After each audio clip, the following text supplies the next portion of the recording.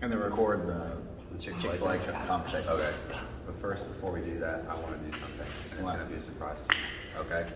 I don't like surprises. Actually, I do like surprises. Yeah, you do. What's up, PH Nation? This is Luke. And Anthony. And you're watching Coffee with the Boys. Anthony just got adopted into our family the other day. Honestly, it's been nice. I haven't eaten their food or slept at their house or even talked to my parents. So it's pretty realistic for being honest. So before we get started, Yeah. I have something I think that is very important that we need to talk about. Well, not really talk about, more shout out. You ready for this? No. Glob up. Oh. Glob up. Glob up gang. It's real. It's not a gang, it's a family. So, real quick, we did have a request for something to talk about today by the one and only Charles Jacob Triggers himself. This morning before we came up here to record, we went to Brewster's on the Boulevard. Been enjoying their coffee. Very good. Got the brush fire, highly recommend it. They toast a freaking marshmallow, drop it in there for it to melt into the coffee. So good.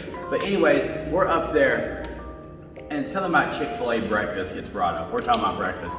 And then this one girl goes, yeah, I love the Chick-fil-A sandwiches. Nuggets though? And Charlie, who both loves Chick-fil-A and works at Chick-fil-A, just about came across that counter. Yeah. The fire in his eyes, how did it make you feel? Honestly, I kept looking over at Jake like, bro, do you need me to step in? Seriously, like, should I hold you back? I didn't want to step in because I'm like, if I got in between that tall, skinny homeschooler and that barista, like things were gonna get rough. On a real note, who do you think would win in a fight? Jake Driggers or that barista? I need you to comment down below. Also, like this video, subscribe, and comment any other things that you think are important that we should read on these videos someday. Or unimportant also works. My vote, I think that barista has I it do too. We've got Jake Driggers hanging out with us today. Charles, he's been helping us record and film and helps us with lighting and stuff like that. So we really appreciate him being here. Not to mention, he bought my Chick-fil-A, so I'm real grateful for that. One of the things that's really cool about being a youth leader is we get the opportunity to hang out with students and just the opportunity to hopefully be an encouragement and somebody that's a good godly example to them, you know? And so I think it's neat that hopefully Jake is picking some of that up from us, and if not, well, we're just doing a crappy job. But anyways, so with that, one of the things that we kind of want to talk about is this big Bible word that gets thrown around quite a bit, and it's something called discipleship, okay? I think discipleship gets easily confused nowadays. When I think about discipleship, the dummy version that I like to think of it, like the dummy definition, is this: following Jesus with your friends. You know, whenever you look at how Jesus discipled, he had 12 guys that were following him, following his lead, because Jesus is God. And if we're gonna disciple, one of the things that we have to be doing is, as we're grabbing these people, we're grabbing these students or people that maybe haven't been walking with the Lord for as long, that we're leading in a way that's always pointing and reflecting to God and pointing out wins, you know? But whenever Jesus was doing it, Jesus would be like, you see this? This is what the kingdom of heaven is like. We personally haven't been to heaven. We don't know completely what it's like aside from what the Bible says. But we can look at something and be like, you see that? That's something that the Bible talks about we should do. That's a win. And so that's dummy definition what discipleship looks like to somebody that doesn't know what it is. So Yeah, and in a real sense, like, you're following Jesus, you're trying to become more like him. And you want to make other people more like him too. Paul even talks about follow me as I follow Christ. Right. I think that's such a good way that the Bible puts discipleship. Like, hey, I may be a little further down the road than you are. I don't have it all figured out, but I've got a couple things figured out. I've got a little experience. I know a little bit about what I'm doing. Let me show you what I know. And training someone up in that a little bit. Training someone up sounds really official. For the most part, it's not. You grab somebody either younger than you or who's really known God a shorter amount of time, and let me help push you to become who God made you to be. And so it's super key, like this doesn't just happen. It's something we have to be active in. And we really have a bad habit of not being active in it enough. And so I would encourage you guys, grab someone who has not been doing this as long as you have, whether it's somebody at school, whether it's a brother or a sister, a younger sibling, whether it's someone who's younger than you at Powerhouse. If you're a senior, you should absolutely be grabbing the kids in junior high and saying, hey, let me kind of help you, let me talk with you, let me see how you're doing, let me check in on you, let me encourage you and push you forward. Hopefully what your goal is to get them to be able to learn the things you've had, and by the time they're in your place, be in a better place than you are. Yeah, and even going along with what Anthony said about how Paul said, follow me as I follow Christ, the pressure would be on Paul if he said, follow me, and that would be it. But the pressure's not on him, the pressure's on God to lead, because he's saying, follow me as I follow Christ. So as God is leading, the pressure isn't on him, the pressure's on God to lead. He's a great leader, you know? And something that I even want to talk about is, even though it's so important that we find people to pour into, we also need that for ourselves.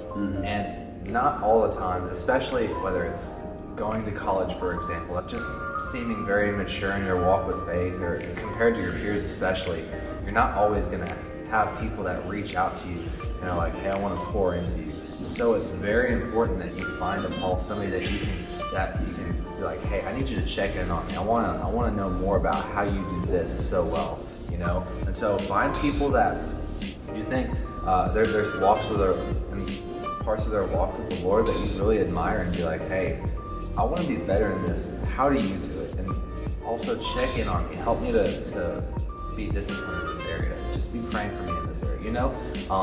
For me, this is something that I struggled with whenever I first got to school, because I was really kind of spoiled when it came to people pouring into me at Powerhouse as a student. I had 3 or 4 guys that were consistently pouring into me, and it was awesome. I loved it. And I felt like I was growing because of it. Whenever I got to Conway, that wasn't the case. So I had to figure out what reaching out to somebody and asking them to spend their time on me looked like. And once I figured that out, it got a lot better for me. But I just want to encourage you, if you don't feel like you're being poured into, reach out to people. Be like, hey, I admire this about your walk with the Lord. Help me to be better in this area, So yeah. And there's going to be those people who don't fit in good in the someone you're helping bring up, someone you're discipling, or someone to disciple you to help move you forward, who's a little more experienced. There's those people kind of in the middle, and honestly, most people your age group or in Powerhouse or whatever are probably going to be those people who are kind of right along beside you. And that place is so incredibly important too. And honestly, I feel like that spot's easier even to just say, hey, you're my friend, you're my dude, and let's have real conversations. Let's try to push each other forward, how are you doing? And I feel like half the time it doesn't even have to be official, though you want to be intentional about it. Like Luke and I, we'll chill at Dunkin' Donuts till way too late. And we'll just sit there and we'll talk, and we'll just be having real conversations, talking about what's going on in our lives. If I go out and something big happens, instantly I'm like, hey Luke, let's get together. I need to tell you what's going on. Yeah. But having those people beside you who are running at about the same pace, that you could just be like, hey, we're both running this together. Let's push each other along the way. And so that is also so incredibly important. But there's also kind of a weird thing going on right now where not everybody is really able to get together with people. Right. Whether you're back in quarantine, back in lockdown because you have had corona, or talked to someone, hung out with somebody who got it, or your parents won't let you come back to Powerhouse, or even who knows when you'll be watching this video. Maybe we went back into lockdown. But the thing is, in this time we're living in, where I'm recording this on the same phone I can call people with, text people, video chat, send them, there's so many ways to get a hold of somebody, so many ways to keep up with somebody, texting them, say, hey, how are you doing? Hey, calling them on the phone, be like, hey man, I need to talk to you about something.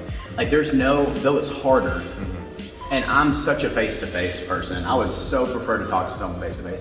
If you're stuck where you can't, that's when you have to be intentional about, hey, I'm still gonna reach out, I'm still gonna connect with people, or I know someone who is in lockdown, let me reach out and see how they're doing. And so right now, that's something we have to really be thinking a lot about. Yeah, I mean, in discipleship, it's 100% intentional. You Yeah. have to be extremely intentional. So the heart behind it doesn't change. It's just the way that we do it is different, whether you're in lockdown or not. Like Anthony and I were able to get together and hang out.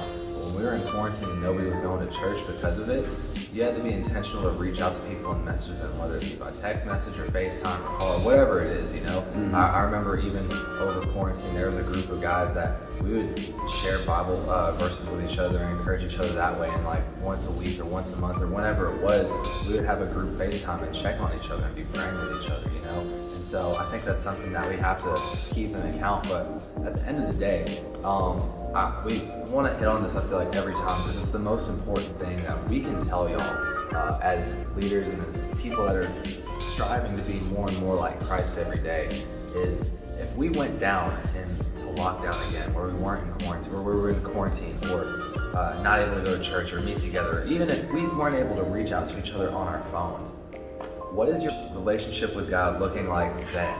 You know, like, is it based on what other people are saying and pouring into you, or is it based on your foundation and your knowledge and your relationship with God? Yeah. Because at the end of the day, if you don't have that solid relationship with the Lord, or at least striving to be in a solid relationship with the Lord, it's not going to matter. Your relationship with God, if it's solely based on people, will fall apart, because your relationship with God isn't based on your experience with them, it's based on theirs. And whenever that's taken out, you have nothing. Yeah, and so, yeah, it's so important that we do invest in people's lives and get people to invest in our lives. But yeah, like Luke said, that shouldn't be what holds us together. Mm-hmm. You know, our relationship with God should be so foundational that you can strip everything away and that would still be left. Yeah. But yeah, so I want to encourage y'all guys, reach out, grab somebody who's not as far along as you are, and try to build them up. Grab somebody and get them to do that for you.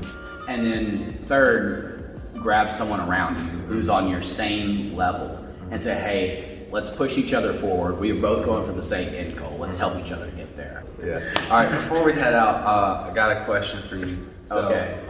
If you're stuck on a deserted island right now, you can bring 3 things to survive, okay? And you can have as much of each of those 3 things as you want. What are you bringing to go? So if I'm on a deserted island, I don't want to survive long, because, I don't know, it's like, what kind of life is that? Being alone or whatever, like on an island. So I want to go out with a bang, all right? So what I'm going to do is I'm going to bring fireworks. Do it. Go out in a blaze of glory, all right? I'm going to bring root beer floats. Good call. Because I want to die drinking a root beer float. Oh my gosh. And let's see, I'm going to bring my phone with every episode of Psych in the Office downloaded. So at least I can chill Interesting. until that time. And then when I'm just about to die, the fireworks are going off. Nice. And I die drinking root beer floats and watching The Office. Nice. So That's not bad. For me, I would bring Walmart. I would bring okay, Home that's kind of Depot. cheating, I but would bring okay. Home Depot so that I have a good shelter. And then, because does Walmart, do they sell boats? No. No. Then I'm bringing a Bass Pro, so that way I can get a boat to shuffle people. A bass in. tracker? Yeah. Like a Bass Pro Shop or like No, like the shop, so that I can have a boat from the Okay, shop. like a Bass Why tracker, limit it yeah. when you can have everything? Okay, you know? yeah. So we're planning on bringing many people over to my civilization, so I'm not going to die alone. And I'm going to make money off of this. So, 2 very different ways of going out. absolutely. For me, I'm going out in glory, and you're going out in a different type of glory. Yeah. All right. Hey, comment what you would bring if you were stuck on a deserted island. 3 things, as much of it as you want. Don't choose our answers. That's cheating. Anyways, leave a like on the video if you felt like it was encouraging or if it was helpful. And also subscribe if you want to see more content. We would love for y'all to join. Yeah, tell us what you want us to talk about next. Absolutely. Serious stuff, Yeah. funny stuff, both. Any stories you want us to tell. Also, as you're leaving comments, we want to read them on here. So leave something in the comments so that we can read it. I think it'd be amusing. Anyways, y'all are awesome. We love y'all. Yeah. Don't get the plague. Keep it crunk. See you, PH Nation.